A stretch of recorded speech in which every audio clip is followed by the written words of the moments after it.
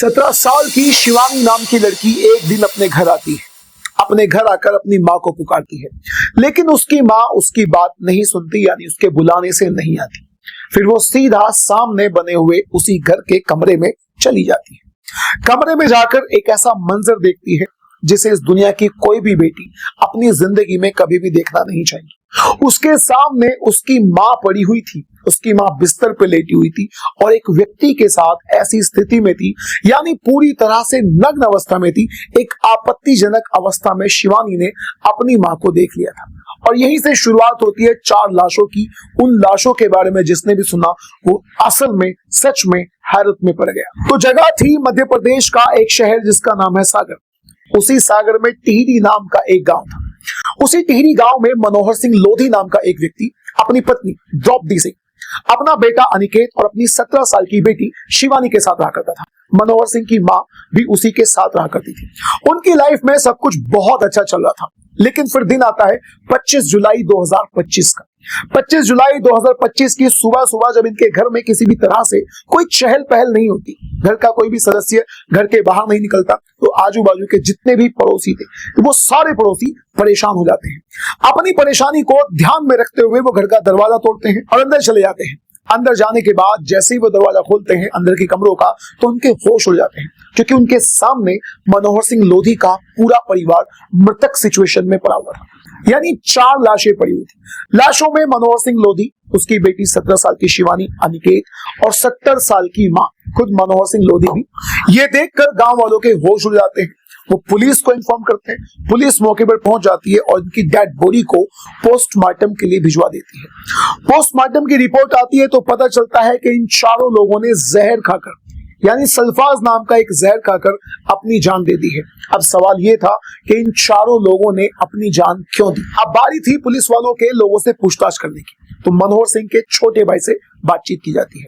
मनोहर सिंह का छोटा भाई एक ऐसी बात बताता है जिसे सुनकर पुलिस वालों को कहीं ना कहीं एक क्लू मिल चुका था। असल में वो बताता है कि सुरेंद्र नाम का एक व्यक्ति है जो मनोहर सिंह का ही बचपन का दोस्त है। उसका घर पर बहुत ज्यादा आना जाना है और उसी के आने जाने की वजह से इस परिवार में कहीं ना कहीं कोई ना कोई विवाद रहा करता था। आए दिन लड़ाई झगड़ा हुआ करता था।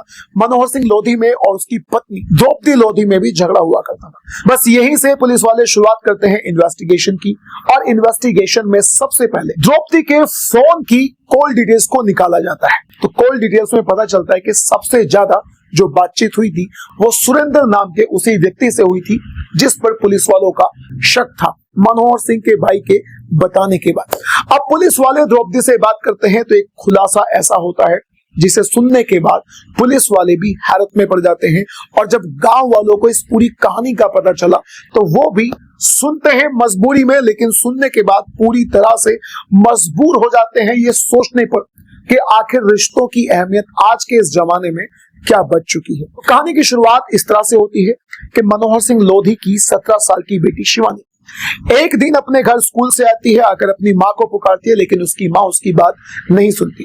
वो सामने वाले खुले हुए कमरे में पहुंच जाती है, यानी शिवानी कमरे में पहुंच जाती है और वहां जाकर अपनी माँ को सुरेंद्र नाम के इसी व्यक्ति के साथ, जो उसके पिता के बचपन का दोस्त है, आपत्तिजनक स्थिति में देख लेती है। यानी शिवानी की माँ सुरेंद्र के साथ में संबंध बना रही थी। शिवानी इस बात को देखने के बाद सीधा अपने पापा के घर आने का इंतजार करती है। उसके पापा जैसे ही घर आते हैं वो सारी सिचुएशन को अपने पापा से जो कहते हो बयां कर देती है। इसके बाद मनोहर सिंह द्रौपदी के साथ मारपीट करता है, उसे बहुत ज्यादा समझाता है, तमाम सारी बातें बताता है, समाज में होने वाली बेइज्जती के बारे में अपनी पत्नी को समझाता है, लेकिन उसकी पत्नी ने उसकी एक बात नहीं सुनी। समय बीतता चला जाता है। अब द्रौपदी ने सुरेंद्र के साथ मिलकर उल्टा इस परिवार को ब्लैकमेल करना शुरू कर दिया। मान के चलेगा जिसकी 17 साल की बेटी है वो अपने परिवार को प्रताड़ित करना शुरू कर देती है। वो अपने ही परिवार से बोलती है कि अगर तुम मुझे सुरेंद्र के पास जाने से या सुरेंद्र को मेरे पास आने से रोकोगे तो मैं तुम्हारे ऊपर दहेज का मुकदमा कर दूंगी। अब ये परिवार पूरी तरह से द्रौपदी की गिरफ्त में आ चुका था।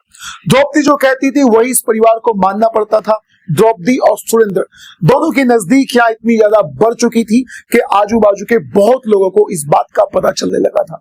यहां तक कि रिश्तेदारियों में भी बहुत ज्यादा बदनामी इस परिवार की हो चुकी थी। बदनामी के बोझ के तले पूरी तरह से दबने के बाद मनोहर सिंह लोधी इस डिसीजन पे आया कि बस अब इस दुनिया से जाना ही लास्ट ऑप्शन बचा हुआ है। इसी बात को दिमाग में रखते हुए 24 जुलाई 2025 की शाम को वो बाजार जाता है। बाजार से सल्फाज की 4-5 गोलियां लेकर आता है और अपनी बेटी शिवानी, अपना बेटा अनिकेत, अपनी 70 साल की मां और खुद उन गोलियों को खाकर अपनी जान दे देता है। जरा सोच कर देखिएगा कि एक मां जिसकी 17 साल की बेटी है, वो 17 साल की बेटी उसे संबंध बनाते हुए देख लेती है, वो भी किसी गैर मर्द के साथ, और बस उसी की वजह से पूरा फला फूला परिवार उजड़ जाता है। इस कहानी में हैरत की बात यह है कि मनोहर सिंह लोधी के परिवार का नाश करने वाला, उसे बर्बाद करने वाला कोई और नहीं था। असल में वो उसी के बचपन का दोस्त था जिसका नाम था सुरेंद्र सिंह। सुरेंद्र सिंह ने मनोहर सिंह की पत्नी को अपने जाल में फंसाया, उसके साथ संबंध बनाया, उसके साथ एक्स्ट्रा मैरिटल अफेयर रखा और पूरी तरह से उसके परिवार की जिंदगी को तबाह कर दिया। इस कहानी के बारे में आपकी राय क्या है? अपनी राय कमेंट बॉक्स में जरूर बताइएगा।